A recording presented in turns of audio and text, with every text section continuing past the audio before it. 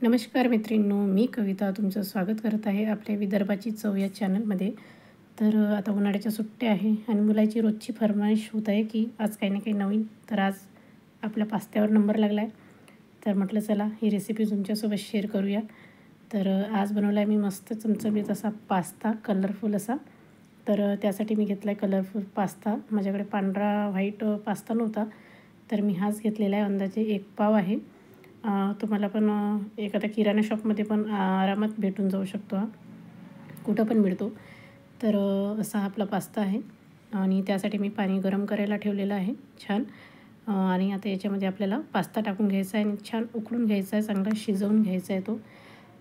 जर आपण हे टाकलं की लगेच त्याला चमच्याने थोडंसं हलवत राहण्याचं, तो खाली चिपकून जातो आणि मग निघणार नाही. तर छान असं हलवत राहा आणि 1-2 अंदाजे 5 ते 10 मिनिटांनी छान आपला पास्ता छान शिजून जाईल. तर बघू शकता 10 मिनिटांनी आपला पास्ता छान शिजलेला आहे आणि छान फुगलेला पण आहे. मी तुम्हाला दाखवते आता. तर बघा छान वाटत आहे, मस्त असा फुगलेला आहे पास्ता. आणि हा पास्ता कलरफुल पास्ता असल्यामुळे आपण उकळलं त्याला तर थोडंसा कलर पण त्याचा म्हणजे पाण्याचा कलर, थोडासा कलर चेंज झालेला आहे. तर आता आपण चेक करून बघूया आपला पास्ता शिजला की काय. तर बघू शकतो असं तोडून बघितलं ना, तर पास्ता आता आपला मस्त रेडी आहे. आता आपण याला छान फ्राय करून घेऊया. आता सगळ्यात पहिल्यांदा आपल्याला चांगलं गाळून घ्यायचं आहे. मी एक चाळणी घेतली आणि त्याच्यामध्ये हा सगळा पास्ता ओतून घेतला.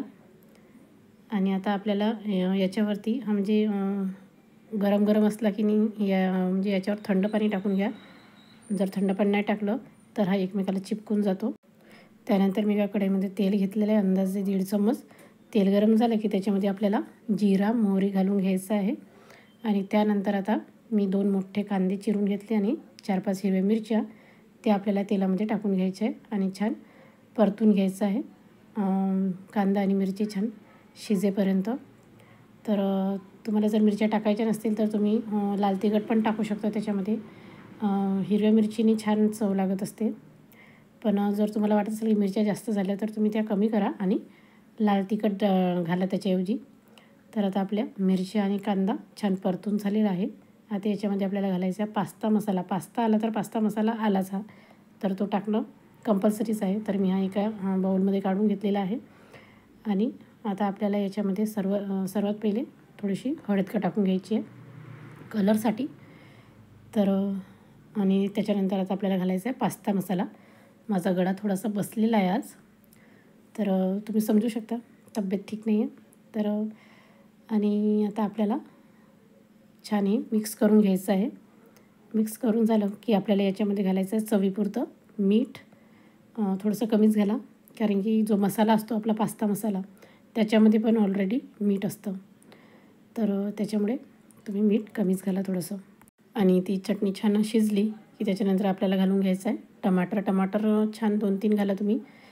तर कारण की पास्ता हा थोडासा आंबट गोडच असायला हवा, त्याच्यामुळे टमाटर जास्तच प्रमाणात पाहिजे. तर मी टमाटर घातलेली आहे छान. आणि आता आपली चटणी छान शिजलेली आहे. तर त्याच्यानंतर मी याच्यामध्ये घातलेला आहे अजून टोमॅटो सॉस, कारण की पास्ता आंबट पाहिजे. आजकालच्या टोमॅटो म्हणजे काही आंबट लागत नाही, त्याच्यामुळे मी अजून टोमॅटो सॉस ॲड केला आहे त्याच्यामध्ये. तर आता हे आपल्याला चांगल्या पद्धतीने छान मिक्स करून घ्यायचं आहे.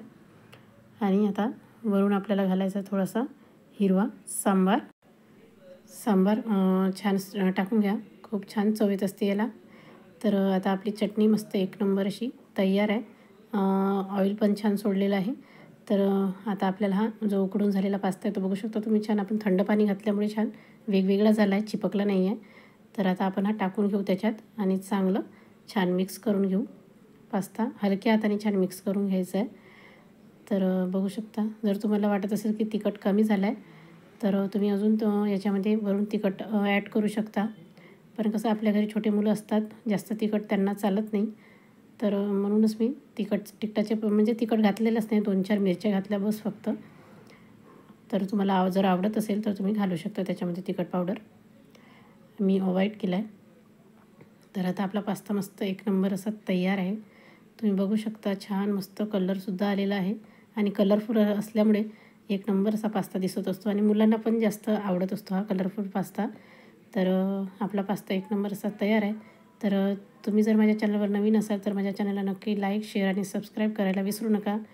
आणि तुम्हाला ही रेसिपी कशी वाटली मला नक्की कमेंट करून सांगा. तर चला मग भेटूया आपल्या पुढच्या रेसिपीमध्ये. तोपर्यंत बघत राहा आपली विदर्भाची चव. Bye bye.